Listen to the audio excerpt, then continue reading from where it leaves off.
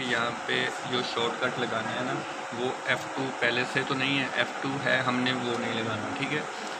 F2 है, F4 है, F5 भी है, ठीक है, F3 भी है, F8 भी है, F6 नहीं होगा, ठीक है। इसमें हम F6 नहीं है तो हम F6 इसका शॉर्टकट रखेंगे, ठीक है।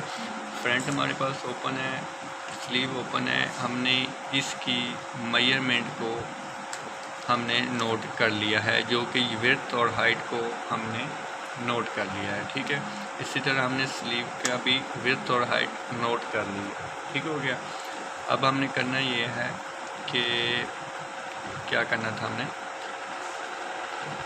कि एक्शन को स्टार्ट करना है, ठीक है। तो यहाँ पे F6 करते हैं और रिकॉर्ड करते हैं एंड ओके करते हैं, ठीक है। रिकॉर्ड क्यों करते हैं? ताकि एक्शन सेव हो जाए हमारा इसमें। जब हम F6 प्रेस करेंगे तो ये खुद ब खुद इस पर लगा देगा हमारा डिज़ाइन, ठीक हो गया। अब हम कंट्रोल टैब प्रेस करेंगे, यहाँ पे आएंगे, इससे हम मर्ज करेंगे आल्ट F से।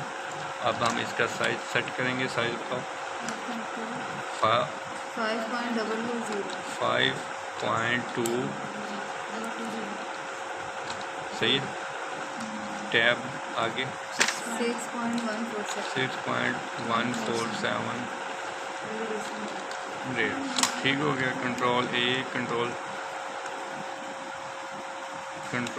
कंट्रोल 0 यहाँ पे जाएंगे अपने कंट्रोल सी सॉरी ओके, हमने इसकी सिलेक्शन ली और कंट्रोल V। अब हम इसकी सिलेक्शन लेंगे इस वाले की और कंट्रोल V करेंगे, दोनों एक ही जगह पे पेस्ट कर दी। अब हम इस फाइल को कर देंगे क्लोज। हम स्लीव में जाएंगे, इससे फ्लैट इमेज करेंगे और इससे इसका 2.940 3.460 डेट, सो ठीक हो गया। Control A control C and tab, control tab press किया, यहाँ पे क्लिक किया और यहाँ पे सिलेक्शन कंट्रोल V, ठीक है। तो ये आपका, इससे आपने क्लोज़ कर देना है, लाजमी क्लोज़ कर देना है। अगर ना किया तो फिर बाद में हर लेआउट बनाने वक्त आपको क्लोज़ करना पड़ेगा, ठीक हो गया। अब ये हमारा रिकॉर्ड हो गया सारा, हम इसे यहाँ से ऑफ़ कर देंगे इस बटन से, ठीक है।